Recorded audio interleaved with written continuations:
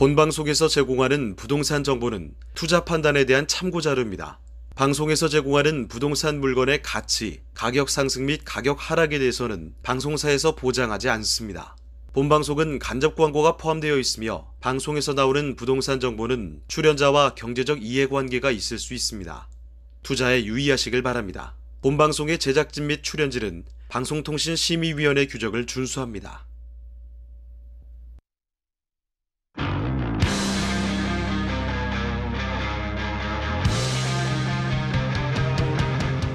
부동산의 모든 고민이 통하는 길 부동산 시그널. 안녕하세요. 진행의 한보람입니다. 정부가 부동산 시장의 경착륙을 막기 위해서 부동산 규제를 대거 풀었습니다.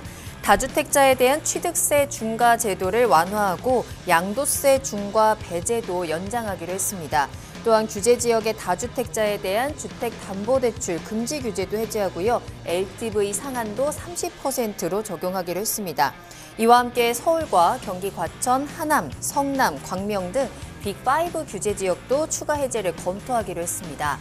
자, 이에 대해서 전문가들은 다주택자와 실수요자 모두 거래 유인이 늘어나면서 얼어붙은 부동산 시장에 일부 온기가 돌 수 있을 것으로 전망했는데요. 다만 고금리 기조와 또 침체된 시장 분위기가 이어지면서 상황 반전에는 한계가 있을 것이라는 이야기도 나옵니다. 또한 일각에서는 양극화 심화에 대한 우려도 제기되고 있습니다. 자, 부동산 시그널, 오늘도 여러분의 부동산 투자에 도움이 되는 다양한 정보들 준비되어 있습니다. 방송을 시청하시다가 궁금한 사항 있으시거나 전문가와 조금 더 자세한 상담을 원하신다면 문의 전화 주시기 바랍니다. 서울 전화 02-2128-8504번, 2128-8504번이고요. 문자로도 상담 가능합니다. 궁금한 점 남겨주시면 친절하게 도움 드리겠습니다. 자, 그리고 카카오 채널을 통해서도 상담 가능한데요. 카카오톡에서 토마토 집통을 검색하시고 채널을 추가하시면 다양한 소식들 또 새로운 정보들 받아보실 수 있고요. 궁금한 내용들 남겨주시기 바랍니다. 저희가 방송을 통해서 생생하게 고민 해결해 드리겠습니다. 자, 유튜브 채팅창으로도 함께 하실 수 있으니까요. 유튜브에 토마토 집통 검색하고 들어오셔서 실시간 채팅창에 여러분들의 시그널을 보내주시기 바랍니다. 자, 그럼 부동산 시그널 참여 방법 보시고요. 본격적으로 출발합니다. 당신의 부동산 물음표 시그널을 보내주세요. 부동산 해결사가 당신의 고민을 해결해드립니다. 첫 번째, 전화 또는 문자를 통해 당신의 궁금증을 속 시원하게 해결해드립니다. 02-2128-8504번으로 시청자 여러분의 부동산 고민을 접수. 토마토 집통 부동산 전문가가 당신의 고민을 해결해드립니다. 두 번째, 유튜브에 토마토 집통을 검색. 유튜브 라이브를 통해 실시간으로 방송에 참여할 수 있습니다. 채팅창에 여러분의 부동산 궁금증을 올려주시면 바로바로 해결해드립니다. 부동산 물음표가 느낌표로 바뀌는 시간. 부동산 시그널. 당신의 부동산의 해결사가 되어드립니다. 네, 오늘 함께해 주실 전문가 소개해드리겠습니다. JYP홀딩스의 박성규 대표님과 함께합니다. 대표님 안녕하세요. 네, 안녕하십니까. 네, 자, 그럼 오늘의 첫 순서 이슈 시그널부터 출발해 보도록 하겠습니다. 부동산 시장의 흐름을 읽을 수 있도록 다양한 이슈 전해드리는 시간입니다. 자, 앞서 오프닝에서도 말씀해 드렸듯이 정부에서도 이 부동산 시장에 대한 정책들을 또 한 번 내놨습니다. 여러 가지 변화들이 예상이 되고 있는데요. 과연 2023년 부동산 시장에는 어떤 것들이 달라지고 또 그에 따라서 부동산 시장의 전망은 어떤지, 또 그 안에서 우리 투자자들은 또 실수요자들은 어떤 투자 전략이 필요한지 한번 전체적으로 살펴보는 시간 가져보도록 하겠습니다. 자, 그럼 먼저 이슈 시그널 오늘의 첫 번째 주제입니다. 과연 내년 시장에서는 부동산에서 어떤 것들이 달라지는지 한번 살펴보겠습니다. 대표님, 어떤 것들이 많이 달라질까요? 항상 이맘때가 되면은 뭐 전망이나 아니면 달라지는 제도에 대해서 항상 준비를 해서 말씀드렸는데요. 네. 근데 전망에 대한 거는 이제 추가적으로 저희가 탑 프로그램인 월간 부동산에서 한번 다뤄드릴 거고, 저는 오늘 이 자리에서 2023년도 달라지는 제도에 대해서 말씀을 드려보겠습니다. 또 추가적으로 최근에 발표됐던 2023 경제 방향에 대해서 한번 그 연착륙에 대한 내용이 나왔는데요. 추가적으로 한번 믹스해서 한번 말씀드리는 시간을 가져보도록 하겠습니다. 자, 먼저 들어가기 전에 네 가지 부분입니다.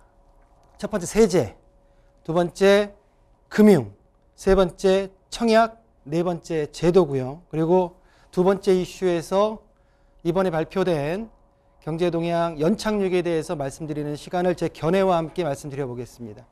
자, 세제로 들어가기 전에 우리 앵커님이 이 날짜를 아실지 모르겠습니다.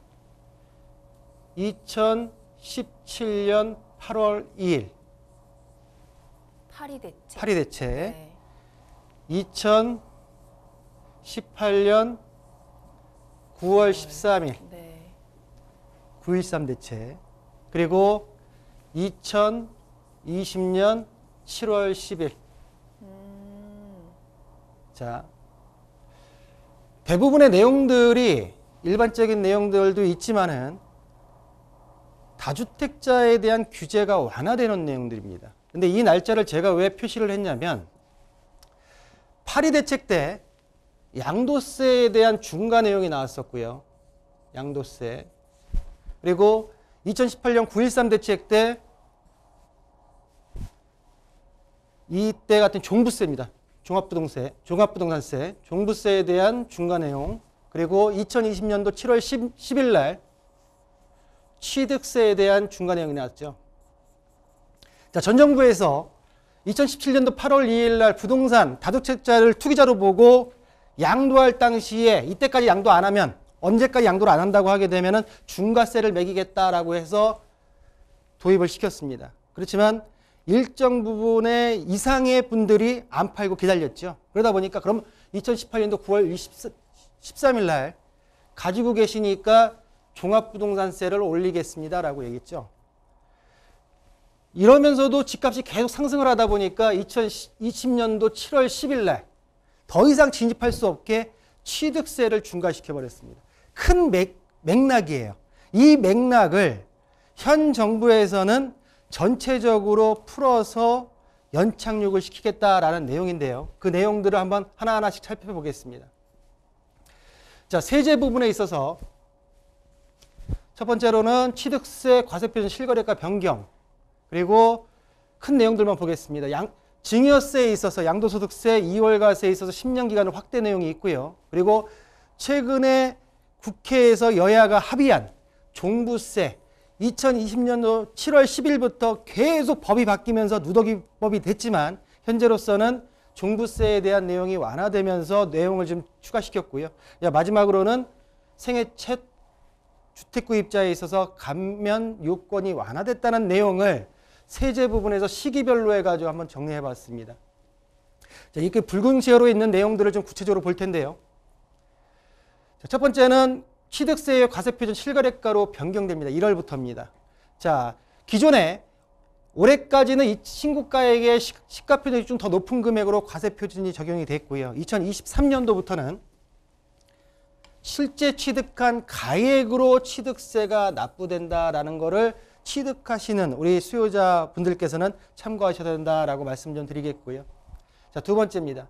자, 증여에 있어서 양도소득세 2월과세가 기존에 5년이었지만 2023년도부터 10년 기간으로 확대되기 때문에 실질적으로 절세 요건이 어려워졌다. 그러다 보니까 많은 분들이 2022년도까지 증여를 진행했던 내용들이 이런 내용들 때문에 그런 어떤 현상이 벌어졌다라고 말씀드릴 수가 있겠고요. 자, 세 번째로는 이제 종부세입니다. 최근에 이제 여야가 합의돼서 이제 법만 통과되면 되겠죠. 2022년도 같은 경우에는 기본공제액이 6억이었고요. 1세대 1주택자 같은 경우는 11억이었습니다.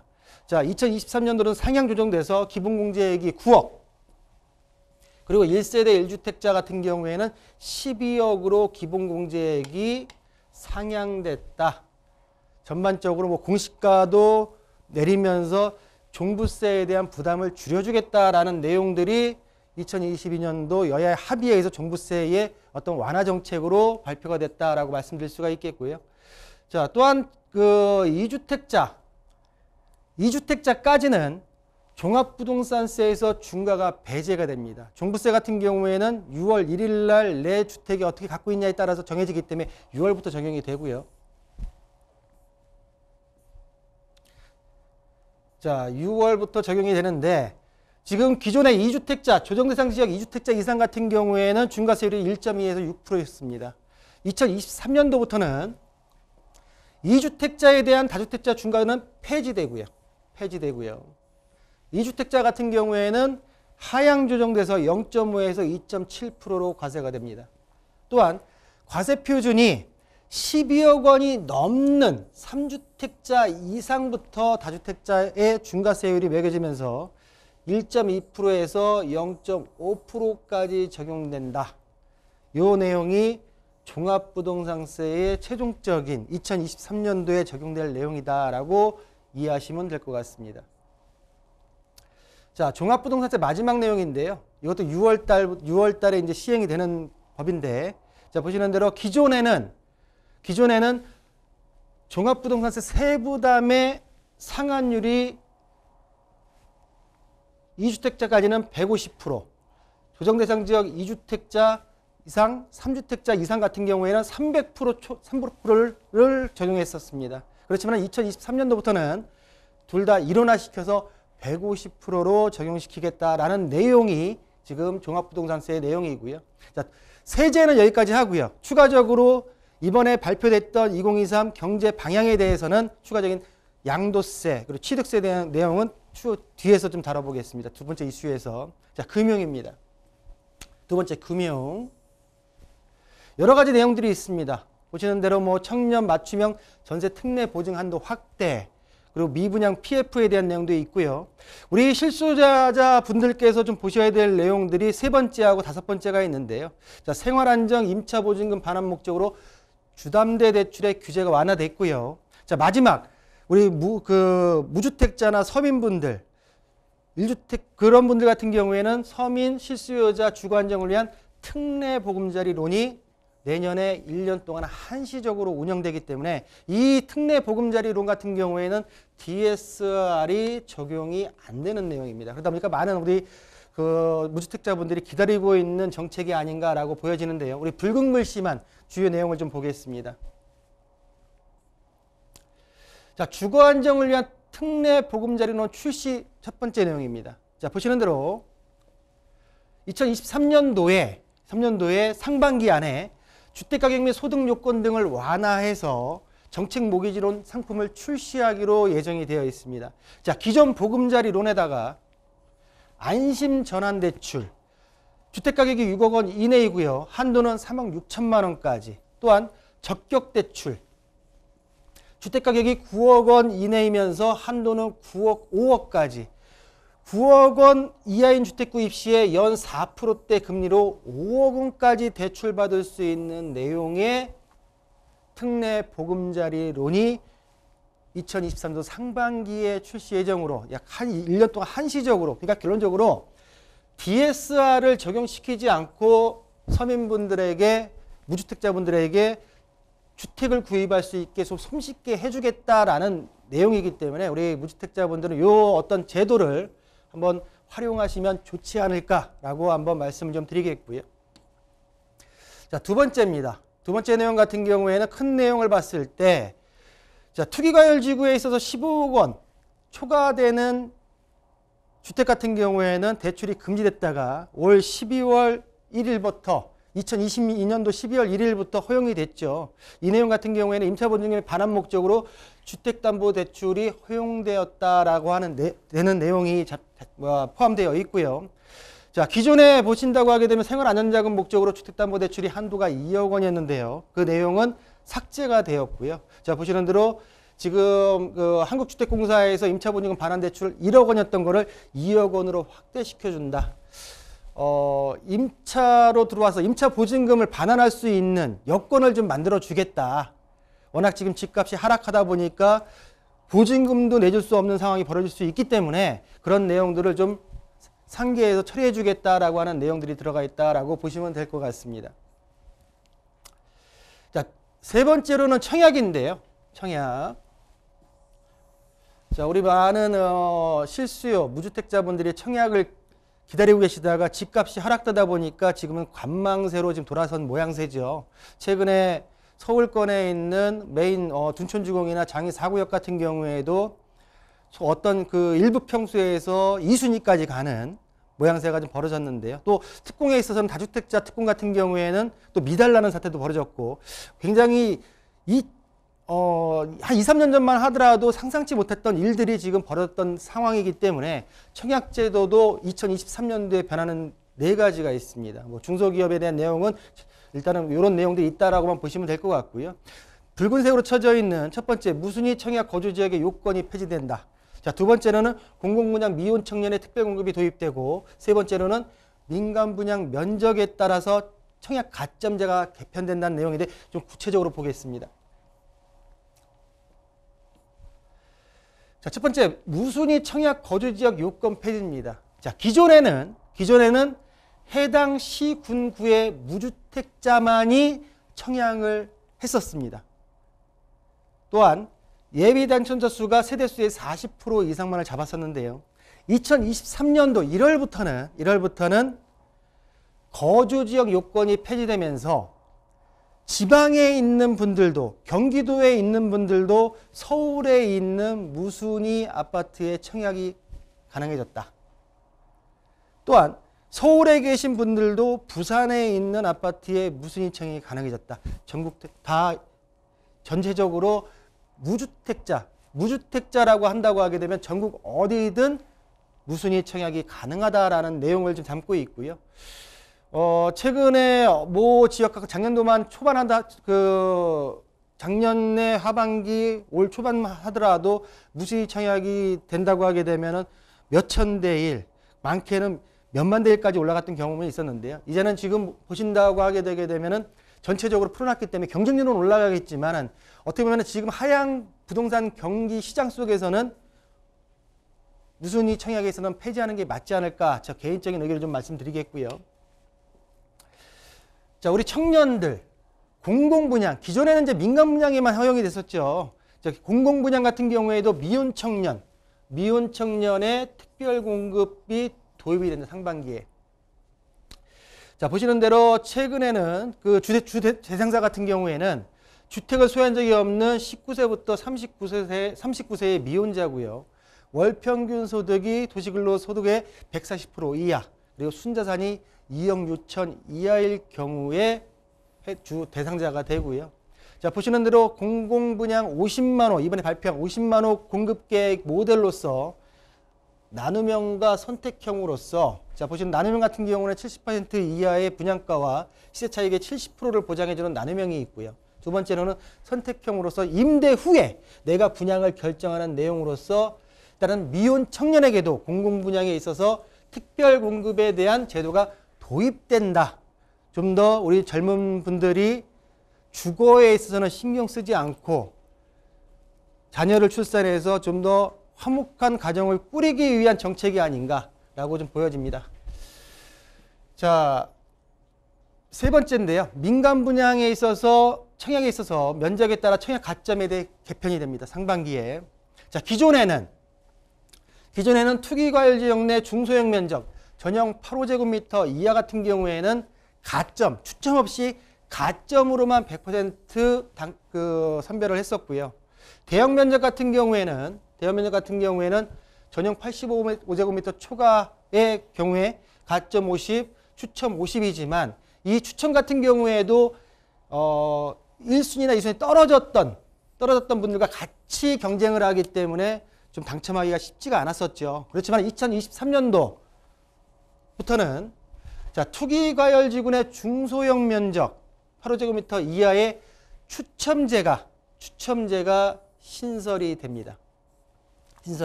자, 구체적인 내용을 보신다고 하면 대형 면적은 동일하고요. 규제지역 내 전용 면적 주택이 60제곱미터 이하일 경우에는 가점이 40%, 추첨이 60%로 진행이 되고요. 60제곱미터 초과 80제곱미터 이하인 주택 같은 경우에는 가점이 70%, 그리고 추첨이 30%로 진행이 되기 때문에 일단은 민간 분양 면적에 있어서 어떤 기존에는 면적 같은 경우에 가점제의 비중이 굉장히 높았지만은 추첨제의 비중을 늘리기 때문에 좀 더 어떤 청약 당첨의 기회가 많아질 수 있는 여건이 되지 않을까라고 생각이 듭니다. 자, 제도적인 측면인데요. 제도적인 측면에 있어서 여러 가지 내용들이 있습니다. 올해 변하는 내용들이 뭐 공인중개에서 손해배상 보상 한도부터 그리고 재건축 안전진단 제도 개선.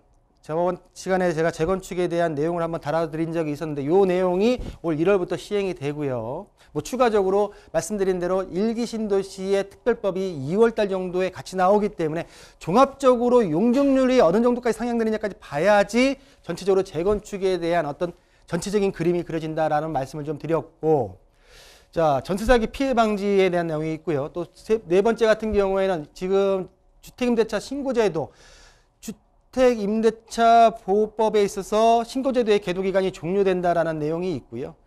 자, 마지막 내용을 한번 보실까요? 임차보증금 경국매 시 당해세보다 우선 변제.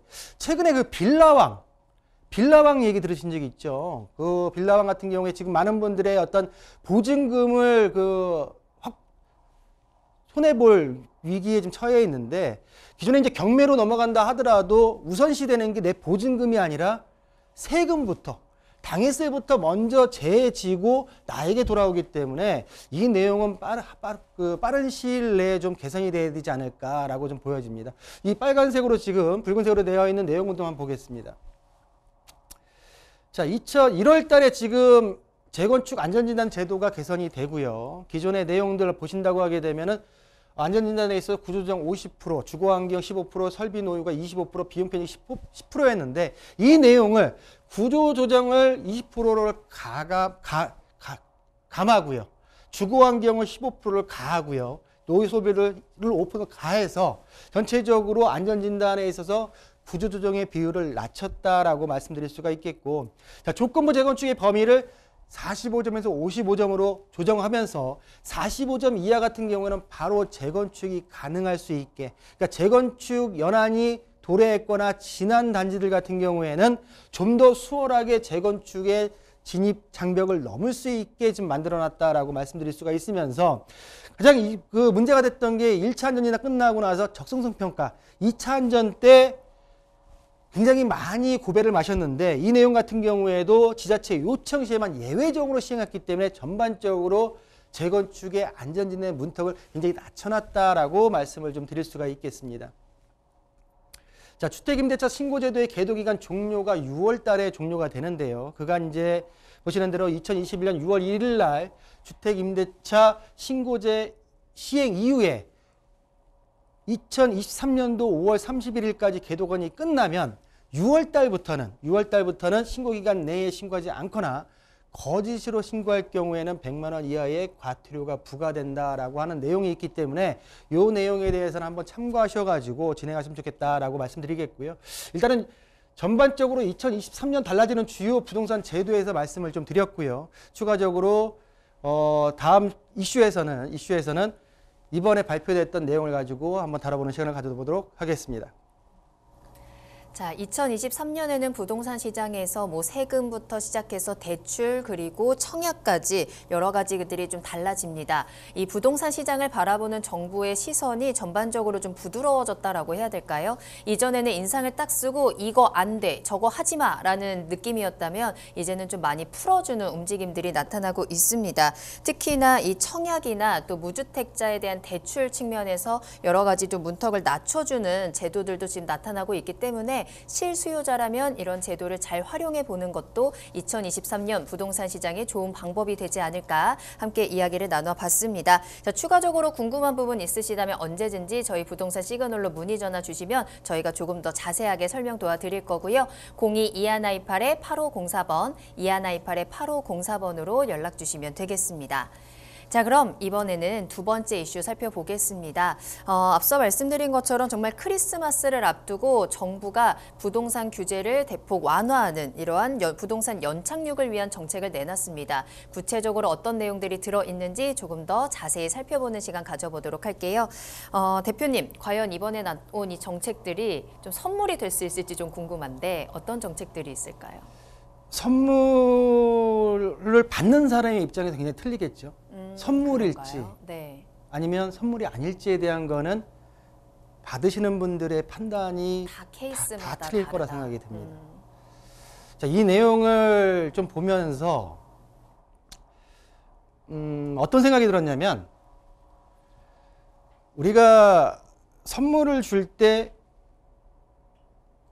작으면서도 좀 더 질적으로 값어치 있고 깊이 들어가는 선물이 있는가 반면에요. 규모만 커요. 규모만. 그리고 박스가 굉장히 커가지고 기대를 하게 만들죠. 그러니까 저는 후자 느낌이 좀 들었어요. 그러니까 뭐냐면 전방위적으로 간 건 맞아요. 그렇지만 깊이는 좀 없지 않았나라는 생각이 좀 들었고요. 또한 이제 여러 가지 내용들을 하면서 말씀을 드리겠지만 이 내용을 전체적으로 봤을 때는 경제적인 동향입니다. 부동산 시장의 방향을 어떻게 가져갈 것이냐는 내용이거든요. 근데 그 내용에 있어서 제목이 뭐냐면 연착륙이에요. 부동산 시장의 안정화가 아니라 부동산 시장의 경착륙을 막기 위한 연착륙입니다.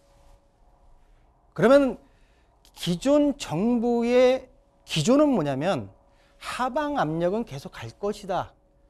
하방으로 가겠지만 급격하게 떨어지는 거는 막겠다.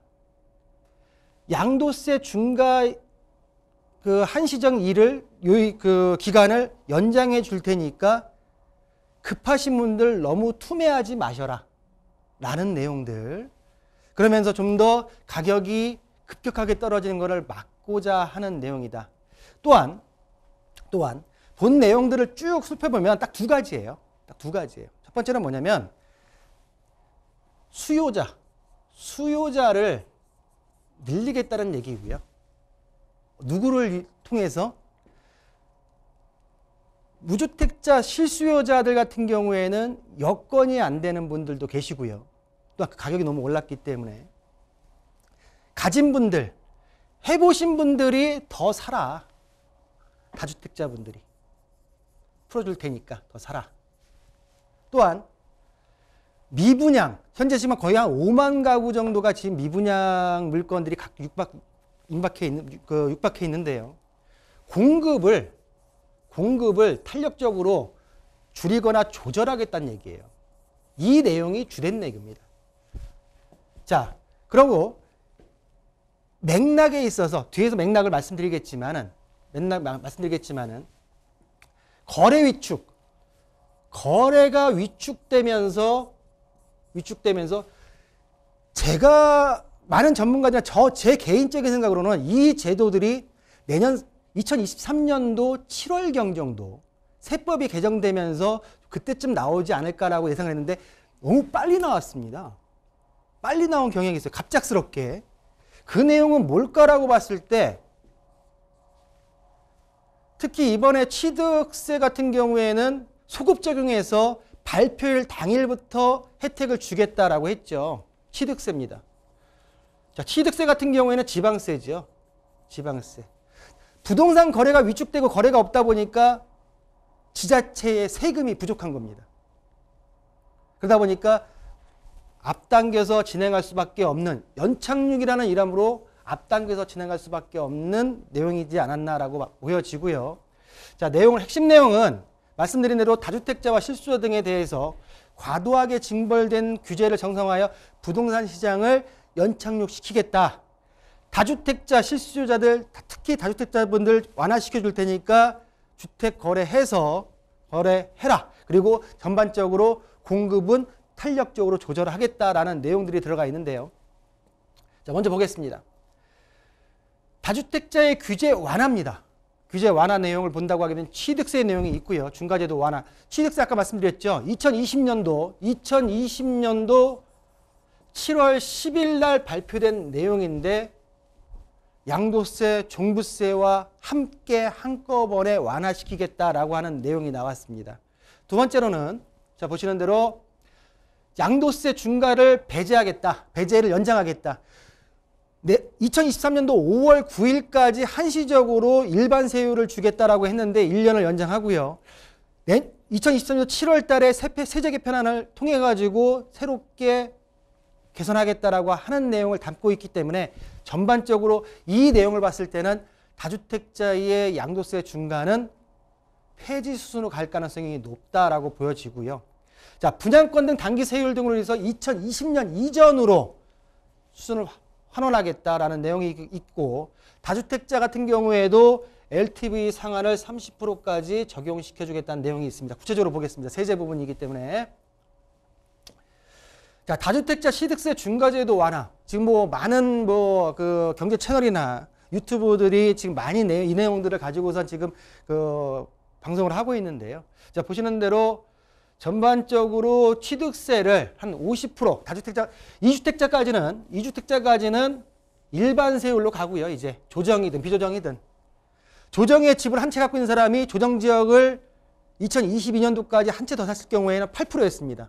그렇지만 이제는 2023년도부터는 그냥 일반 세율, 2주택까지는 인정해 주겠다. 일반 세율 내라. 라고 하는 내용이고요. 3주택자 같은 경우에도 이후에 지금 보시는 대로 12%였지만은 조정 지역 같은 경우는 6%, 비조정 대상 같은 경우는 4%, 거의 50%씩, 특히 법인과 4주택 같은 경우에도 6%로 하향 조정시켰기 때문에 한 50%씩 절감됐다라는 말씀을 좀 드리겠고요.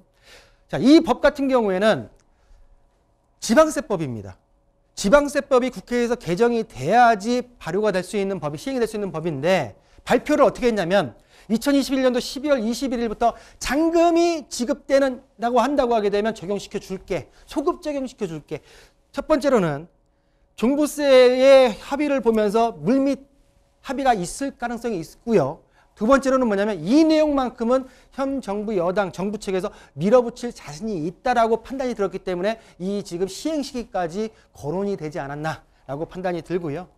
자, 보시는 대로 세제 개편안, 아까 말씀드린 대로 2023년 세제 개편을 통해 가지고 근본적인 대책을 마련하겠다라는 내용이 나와 있기 때문에 소급 적용되는 취득세의 내용을 가지고선 일단은 제가 볼 때는 어떤 그 지자체의 부족세를 좀 채우지 않을까라고 보여지는데, 과연 다주택자 분들께서 진입장벽이 낮아졌다 하더라도 하락 경기 속에서 추가 매수가 가능할까에 대한 거는 물음표를 한번 그려보고요. 자, 분양권 등 단기 세율의 2020년 이전 수준으로 환원하겠다는 내용입니다. 자, 기존에 주택 입주권 같은 경우에 현행 같은 경우에는 지금 보시는 대로 분양권가 70%, 60%, 70%, 60% 세금이 굉장히 세서 높았습니다. 단기 세율 같은 경우는. 개선된 내용 같은 경우에는 1년 미만은 45%로 가고 1년 이상은 그냥 일반 세율로 다 가겠다는 내용이거든요. 자, 그러면 분양권 등 단기 세율 같은 경우에 물량이 있어서, 단기 물량에 있어서 특히 주택 같은 경우에 물량이 지금 현재 매물이 굉장히 많이 나와 있는 상태입니다. 매물이 많이 나와 있는 상태에서 과연 분양권까지 개선을 시켜서 세금을 낮춰주면, 앵커님, 우리가 작년도가 아니라 그 호황기 때, 네. 급등할 시기에 더 급등을 만들었던 법이 하나가 있어요. 임대차 3법이 불을 벗었죠. 기름을 벗었죠. 맞아요. 화를 탔잖아요. 네네. 자, 하향기입니다. 하락장입니다. 하락장에서 매물이 굉장히 많아요. 거기다가 분양권까지 세금을 낮춰줄 테니까 거래를 자유롭게 해라고 했을 때 이 분양권이 이 매물에 많은 매물과 같이 합류한다고 하게 되면 제가 볼 때는 좀 더 이 지금 말씀드린 대로 호황기 때의 기름을 벗듯이 하락장에 기름을 붓는 모양새도 되지 않을까라는 걱정이 된다라고 라고 하는 좀 제 개인적인 의견을 좀 말씀드리고요. 자, 규제지역의 다주택자 담보대출의 금지 규제가 해제됐습니다. 자, 2023년도부터 그 다주택자 같은 경우에 허용이 LTV 30%지만은 DSR은 그대로 유지가 된다. 그래서 제가 볼 때 큰 의미가 없다라고 말씀드리겠고요. 자, 두 번째는 이제 경제정책에 있어서 방향 실수요자 규제 완화 내용인데요. 이 내용에 있어서 지금 보시는 내용에 있어서 규제 지역, 우리 앵커도 처음에 그 얘기했듯이 규제 지역을 추가적으로 빅5에 있어서 전체적으로 해제하겠다. 그렇다고 하게 되면 경기도권에 있는 4개 지역은 해제가 될 것 같고요. 추가적으로 과연 강남 4구만, 강남 3구만 남겨놓고 주변을 다 해제할지, 아니 서울 외곽 지역을 먼저 해제하고 추가로 갈지에 대한 거는 일단은 방향성을 좀 봐야 되지 않을까라고 보여지고요. 자, 민간택지 분양가 상한제 적용 지역에 합리적 조정하겠다라는 내용이 있었고, 또 지금 과도한 실거주, 요 내용도 있죠. 과도한 실거주 및 전매 제한 규제로 5년 전이라고 하게 되면은 전 정부 이전으로 돌리겠다. 박근혜 정부 때로 돌려놓겠다라고 하는 내용이 과도한 실거주 폐지하고 전매 기한 규제도 어느 정도 폐지 수준으로 가지 않을까라고 좀 보여진다라고 좀 예상할 수가 있겠고요. 아까 생활안정 임차보증금 반환 목적에 주담대 대출에 대한 완화는 아까 말씀드렸고, 자, 규제 지역의 무주택자분들 같은 경우에는 LTV를 상향시켜 주겠다라는 내용들이 있습니다. 자, 다주택자에 대한 내용이 굉장히 크게 와닿는데 실수요자에 대한 규제 내용은 그렇게 크게 와닿지는 않는 느낌이었다라고 좀 저는 개인적인 평을 좀 할 수가 있겠고요. 자, 세 번째 같은 경우에는 정비사업 규제를 개선하고 공급 속도를 조절하겠다는 내용입니다. 1차적으로 지금 재건축 안전진단의 합리화 방안을 1월 중에 시행을 하고요. 또 플러스해서 말씀드린 대로 1기 신도시에 대한 특별법이 2월 중에 확정돼서 나온다고 하게 되면 재건축에 대한 퍼즐, 모든 퍼즐이 다 맞춰지지 않을까, 현 정부가 추구하고자 하는 전체적인 퍼즐이 맞춰지지 않을까라고 판단이 들고요. 공급에 있어서 탄력적으로 속도를 조절해서 워낙 지금 입주 물량과 신규 물량들이 많다 보니까 좀 조절을 해서 시장의 연착륙을 좀 빼야겠다라는 내용들입니다. 자, 마지막 내용인데요. 임대차 임대차법이 임대차 등록 주임사법이죠. 주택임대사업자법이 개정이 될 건 알았지만은 일단은 지금 빠른 시일 내에 지금 개정이 돼서 지금 추가적으로 이제 아파트도 이 내용도 지금 언제 나왔었냐면 2020년도 7월 10일 날 주택임대사업자에 대한 아파트 내용은 모두가 폐지가 돼버리고 모두 장기로 돌리면서 아파트는 더 이상 등록 임대를 못한다라고 했었는데 본 내용 같은 경우에는 아파트 그때는 60제곱미터 미만이었지만 지금 85제곱미터 국민 평수까지 올려서 국민 주택규모의 장기 아파트를 등록을 재개하겠다는 내용입니다. 그 내용의 혜택을 본다고 하게 되면 지방세 같은 경우에 취득세죠. 신규 아파트만을 매입했을 경우에는 취득세 감면을 해주겠다. 자, 국세와 금융 같은 경우는 신축이든 구축이든 상관없이 모두 국세 같은 경우는 폐지된 세제 혜택에서 복원시키겠다는 내용이고요. 금융 같은 경우에도 규제지역 내의 LTV 상한보다 주임사 등록을 한다고 하게 되면 다주택자보다 더 확대해서 적용시켜주겠다라는 내용이고요. 단, 투기 수요 확산 방지를 위해서 1주택자가 다로 플러스해서 하나의 주택만을 가지고 안 되고 2개, 2호 이상을 사업자를 등록했을 시에만 적용시켜주겠다. 그러니까 임대사업자를 등록하려고 한다고 하게 되면 내 집과 임대사업을 하려고 하는 주택이 2개가 총 3채가 있는 보유를 해야지만 주택임대사업자를 아파트 적용을 시켜서 진행할 수 있겠다라고 하는 내용들이 있고요. 자, 임대차 2법 같은 경우에는 이 내용도 좀 개정 여부가 지금 어떻게 될지가 굉장히 관심사인데요. 지금 일단은 사회적 합의를 추진해서 지금 진행하겠다라는 내용이고요. 지금 일단 공공임대 그리고 270만 호 공급에 대한 내용을 탄력적으로 일단 진행하겠다라는 내용들이 있는데 일단은 지금 주택임대사업자 같은 경우에 보시는 대로 아까 2020년도 7월 10일 날 기존의 모든 것들이 폐지됐었지만 장기에 있어서 아파트가 지금 85제곱미터 이하로 복원된다라는 내용들이 있습니다. 자, 이런 내용들, 정책을 하락장에서 이 내용들을 접하신 우리 시청자분들께서 많은 분들이 연락하셨어요. 그럼 과연 이 시장에서 집값이 많이 오르겠습니까? 다시 오를까요? 반등할까요? 어떻게 해야 됩니까? 지금이라도 사야 되나요? 무주택자 같은 경우에는 많은 분들이 연락이 왔는데요. 전체적인 내용을 봤을 때 주택 시장에 있어서 일단 첫 번째, 다주택자. 아까도 말씀드렸지만은 다주택자의 규제 완화로서 당장에 약간 효과는 없는 부분이 있겠지만은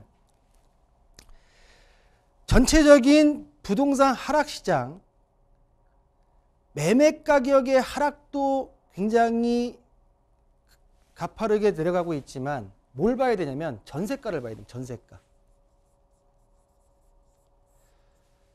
전세가가 하락하고 있는 시점에서 다주택자들이 들어갈 수 있는 여건이 과연 될 수 있을까라고 하는 걸 봐야 될 것 같고요.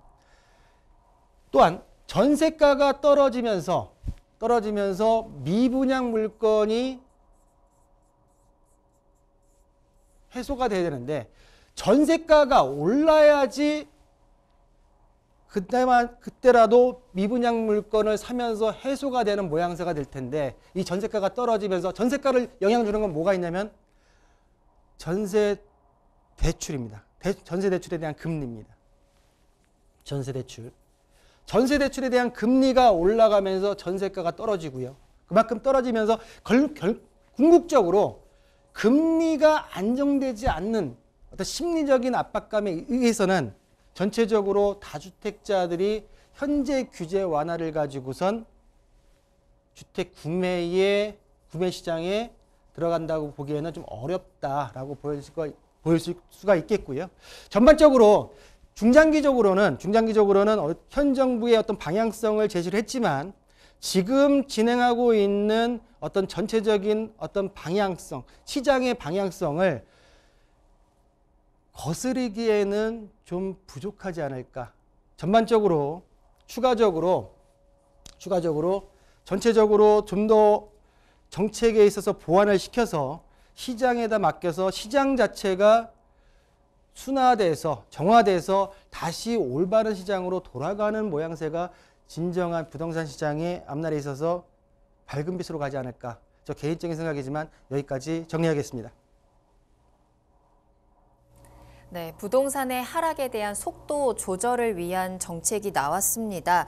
최근에 워낙에 거래 절벽으로 또 부동산 시장이 꽁꽁 얼어붙어 있다 보니까 이걸 완전히 녹여준다라기보다는 핫팩을 쥐어준 정도의 정책이 아닌가라는 좀 느낌이 들었는데요. 남아있는 숙제들이 많습니다. 특히나 금리가 워낙에 높아져 있는 상황에서 이러한 정책들이 어떤 효과를 가져올지는 궁금해지는 부분인데요. 또 이 내용은 저희가 또 월간 부동산 특집 방송을 통해서 조금 더 심층적으로 이야기 나눠볼 테니까요. 특집 방송에도 여러분들의 많은 관심과 시청을 부탁드리겠습니다. 자, 그럼 이어서 세 번째 이슈를 한번 살펴보겠습니다. 지금 대표님께서 세 번째 이슈는 태양광 발전 사업에 대한 내용을 준비해 주셨는데요. 어쩌면 이런 내년 부동산 시장에서 2023년 부동산 시장에서 조금 투자처로 생각해 볼 수 있는 방법일까요? 어떤 뭐 특정한 물건은 아니고요. 요즘에 그 많이 문의가 들어오길래 한번 준비를 해봤고 객관적인 자료를 가지고 한번 말씀을 좀 드려보려고 그래요. 네. 본 내용 같은 경우에는 탈도 많았고 나름대로의 지금은 많이 조용해져서 수익을 보시는 분들이 계신데 우리 시청자분들께서도 아 이런 것도 있었구나 라고 하는 개념으로 한번 설명을 좀 드리고 올 한 해를 한번 시작해 볼까 합니다. 자, 태양광 발전 사업의 전망 및 수익 분석인데요. 이 수익 분석에 있어서 일반적인 내용은 아니고요. 제가 저랑 저희 회사랑 좀 이렇게 인연이 있는 분들한테 직접 제가 한번 1년치 자료를 한번 달라고 그랬어요. 양해를 구하고. 그럼 제가 한번 그 분석을 좀 해보겠다 해서 두 사례를 가지고 한번 말씀을 좀 드려볼 테니까 한번 참고하셨으면 좋겠다라는 생각이 들고요.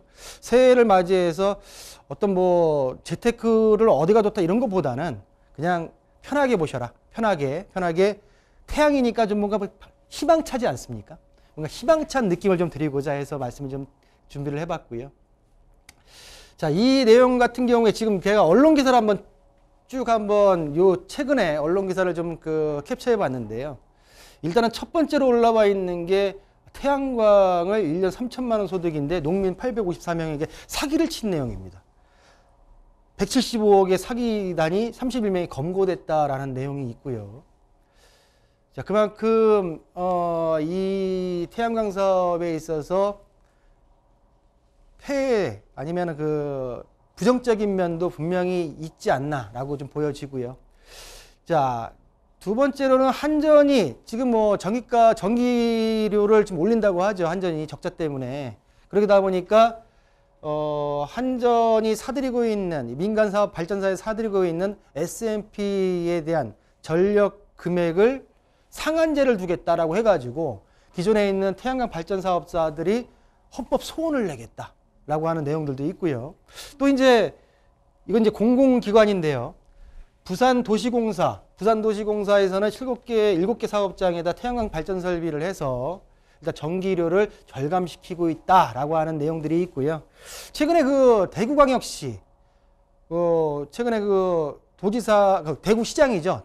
대구시장이 발표를 했는데 도심 산업단지에 원전 1.5기의 규모의 태양광 발전 시설을 설치해서 대구광역시에 있는 부채를 탕감을 하겠다라고 하는 내용이 나와 있고, 또한 태양광 발전소의 준공 검사를 하고 있는 전기안전공사가 농촌과 지역 기업에게 태양광 발전 설비에 대한 지원을 하겠다라는 내용들. 그러니까 천차만별이에요. 부정적인 내용과 있고 지자체에서 또 진행하는 긍정적인 내용도 있고 여러 가지가 내용이 있는데, 일단 제가 지금 우리 시청자분들한테 말씀드리고 싶은 거는 부동산적인 좀 편하게 이런 상품에 있어서도 어떤 수익이 나오고 있는지를 한번 보셨으면 좋겠다라고 해서 말씀드리는 거니까 편하게 보셨으면 좋겠습니다. 최근에 내용들 언론 기사 외에 최근에 보신다고 하게 되면은 신규 태양광 발전소가 현 정부 들어와서 좀 감소하는 거 있습니다. 그 원인을 본다고 하게 되면 현 정부의 재생에너지 공급 의무화에 대한 비율을 하향 조정에 대한 내용이 있고요. 자, 원전 중심의 에너지 정책 강화로서 신재생 에너지를 좀 뒤로 하는 정책 강화 내용이 있었고, 아까 말씀드린 대로 S&P 전력도외 가격에 상한제를 도입해가지고 한전의 적자를 민간 사업자들에게 좀 떠넘기려고 하는 내용이 있다 보니까 감소하는 원인이 있고요. 또한 이제 지자체의 개발행위 허가 조례가 강화가 되었고, 한국전력의 선로의 용량 부족. 이게 지금 제가 볼 때는 요 두 개가 가장 지금 아까 전에 피해를 봤던 우리 태양광의 사계단에게 피해를 봤던 내용들의 요 내용들일 텐데요. 지금 보신다고 하게 되면 개발행위가 안 돼서 발전사업 허가는 났지만은 개발행위가 안 되는 부지에다가 진행하다가 그냥 무마되는 경우가 있었고, 또한 개발행위가 허가까지 받았지만은 사들일 수 있는 용량이 없는 거예요. 한전에서 그 지역에. 그러다 보니까 발전 허가가 취소되는 경우, 이런 경우들이 종종 있다 보니까 부정적인 이미지도 굉장히 좀 많아지지 않나 생각이 좀 들겠고요. 자, 마지막으로 주민 민원 등에 의해서 태양광 발전소가 좀 감소하는 추세다라고 하는 내용들을 한번 정리해 봤습니다. 자, 발전 사업 절차도인데요. 보시는 대로 부지를 선정을 하고 발전 사업 허가를 득합니다. 그리고 나서 개발행위 허가를 받고요. 공사를 해서, 그리고 보시는 대로 1000kW 이하는 전력거래소에서 지금 PPA를 거래를 하고요. 이상 같은 경우는 전력거래 시장에서 거래를 하는데, 이런 내용들은 구체적인 내용은 우리 시청자분들께서 이해하시기는 좀 어렵다 보여지고, 그러면 이제 어떻게 해서 태양광 사업을 했을 때 어떤 내용으로 수익이 들어오느냐라고 보겠습니다. 자, 태양광 발전 사업자 같은 경우에는 한국전력에서 전기를 팔아서 S&P라는 수익을 얻고요. 또한 공급 의무 발전사를 비중을 줄인다고 했지만 공급 의무 발전사에서의 전기를 팔아서 발전 수익을 얻는 REC와 S&P라는 내용으로 태양 발전사 사업자는 수익을 얻고 있습니다. 내용 같은 경우에 지금 보시는 대로 한국전력공사 같은 경우에 태양광 발전 REC와 SMP와 REC로 인해서 발전 수익이 일어나는데, 자, 첫 번째 사례입니다. 제가 아시는 태양광 발전을 하시는 분들한테 수익을 한번 줘보시면 제가 수익 분석을 좀 해보겠습니다 해서 실질적인 자료를 가지고 한번 제가 수익 분석을 해봤습니다. 자, 이분 같은 경우에는 태양광이고요. 설비 용량이 100kW 미만인 용량을 가지고 있습니다. 자, 고정 계약을 했고요. ESS라는 장치는 달지 않았습니다. 한국 수력 원자력에다가 고정 계약을 맺은 케이스고요. 자, 한국 수력 원자력의 선정 시기는 2020년도 하반기, 계약 단가는 17만 1,143원입니다. 자, 보시는 대로 계약 일자는 2020년도부터고요. 그리고 계약 종료 일자는 2040년까지 20년 동안 장기 계약이 맺어져 있는데 설치 가중치가 1.1로서 좀 100kW 미만으로서 높은 가중치를 가지고 있다라고 볼 수가 있겠습니다. 자, 이 내용이 2001년도 11월 달부터 2022년도 10월 달까지 1년치 발전소의 수익 내용입니다. 세금 계산서가 모두 발행된 내용이기 때문에 자료가 지금 근거 자료가 있는 내용들이고요. 자, 보신 대로 2021년도 11월 달부터 2020년 10월 달까지 12개월 동안 공사에 한국전력에다 팔은 금액이 2,173만 2,545원이고요.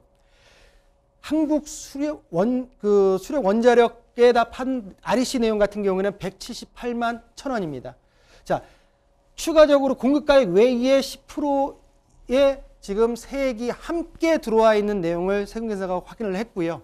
전체적으로 봤을 때 공급가액만, 어차피 세금이야 어차피 나중에 납부를 해야 되는 금액이기 때문에 공급가액만 SMP와 REC를 더했을 때 2,300만 원. 요약을 한다고 하게 되면 이분 같은 경우에는 대출 1억 6천에 자본금 9천만 원을 가지고 20년 장기 고정 계약을 맺었습니다. 자, 전체적인 1년치 판매 금액은 약 2,300만 원이고요. 연 이자가 450만 원 정도 들어갑니다. 그리고 운영 경비가 한 달에 30만 원 정도씩 해서 360만 원이 들어가기 때문에 연 실수익금 같은 경우에는 1,300만 원. 내가 들어가 있는 자본금으로 나눴을 때 평균 수익률, 연수익률은 14.93% 정도가 나오는 우리 첫 번째 사례의 태양광 발전소의 어떤 수익 구조가 되겠다라고 말씀드릴 수가 있겠고요. 자, 두 번째입니다. 두 번째는 이 내용 같은 경우에는 아까 전에 보지 못했던 ESS를 같이 결합시켜 놓은 태양광 발전소다라고 말씀드릴 수가 있겠습니다. 자, 보시는 대로 SMP와 REC, REC 같은 경우에도 PV와 ESS로 나뉘는데요. 세 가지 지금 그 수익 구조가 있는데 SMP 같은 경우 2,200 정도, REC PV 같은 경우에는 60만 원, REC ESS 같은 경우에는 1,590만 원 정도가 되기 때문에 전체적으로 요약을 해본다고 하면 자본금이 9,500, 대출이 3억 5천, 지금 보시는데 ESS를 설치를 했고요. 20년 장기 고약으로서 PV 같은 경우에는 16만 1,000원, ESS 같은 경우에는 44만 5천 원의 계약을 장기 계약을 맺었습니다. 자, 보시는 대로 전체 지금 9,500 투자해서 판매 금액이 3,900만 원 정도가 나왔고요. 연 이자가 1,500만 원, 1,570만 원, 운영 경비가 연 한 달에 40만 원씩 480만 원. 연 수익금 같은 경우에는 1,850만 원 정도가 되기 때문에 수익률 같은 경우에는 19.52% 정도가 낮다. 개인적으로 한번 정리를 하면서 이런 상품 괜찮겠다라고 하는 판단이 좀 들었었고요.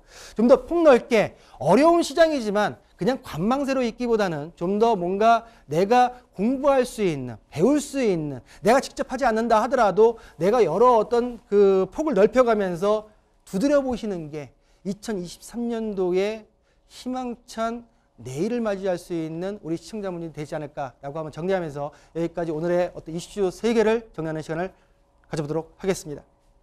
네, 오늘의 세 번째 이슈 태양광 발전 산업에 대한 시그널까지 보내드렸습니다. 자, 이렇게 오늘 박성규 대표님과 함께 정말 다양한 정보들 전해드렸는데요. 오늘 도움 말씀 주신 박성규 대표님과는 여기서 먼저 인사드리겠습니다. 오늘 감사합니다. 네. 네, 2년 전 이맘때 했던 부동산 시그널 클로징을 보게 됐는데요. 그때는 코로나19가 한창이던 시기여서 따뜻하고 조용한 크리스마스 보내시기 바랍니다라는 인사와 함께 부동산 시장에도 하루빨리 백신이 나오기를 바라겠습니다 라는 인사를 제가 건넸더라고요. 자, 2년이 지난 지금 우리의 일상은 어느 정도 회복이 됐고요. 또 즐거운 연말도 다시 돌아왔습니다. 그런데도 우리의 마음 한쪽이 여전히 무거운 건 아직까지도 치유되지 못한 부동산 시장 때문일 텐데 내년 연말에는 지금보다는 조금 더 활짝 웃으면서 인사를 건넬 수 있기를 바라겠습니다. 자, 부동산 시그널은 계속해서 저희 상담 접수 열어둘 테니까요. 여러분들의 시그널을 계속해서 보내주시면 되겠습니다. 서울전화 02-2128-8504번, 2128-8504번이고요. 전화와 문자 편하게 이용하시기 바랍니다. 카카오 채널을 통해서도 상담 가능하시니까요. 카카오톡에서 토마토 집동 검색하시고 채널 추가를 하신 후에 궁금한 내용들 남겨주시면 저희가 방송을 통해서 상담 도와드리도록 하겠습니다. 유튜브 채팅창도 계속 열어둘게요. 유튜브에도 토마토 집동 검색하고 들어오셔서 실시간 채팅창에 고민 내용 남겨주시면 되겠고요. 자, 그리고 저희 프로그램은 토마토 집동 홈페이지를 통해서 무료로 다시 보기 이용하실 수 있습니다. 여러분들의 다양한 시청 소감도 남겨주시기 바랍니다. 자, 그럼 저희는 다음 이 시간에 더욱더 알찬 정보 가지고 돌아오겠습니다. 시청해주신 여러분 고맙습니다.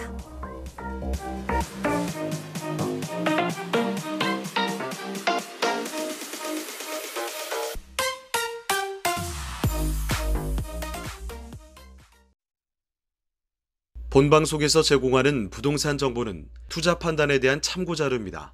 방송에서 제공하는 부동산 물건의 가치, 가격 상승 및 가격 하락에 대해서는 방송사에서 보장하지 않습니다. 본방송은 간접 광고가 포함되어 있으며 방송에서 나오는 부동산 정보는 출연자와 경제적 이해관계가 있을 수 있습니다. 투자에 유의하시길 바랍니다. 본방송의 제작진 및 출연진은 방송통신심의위원회 규정을 준수합니다.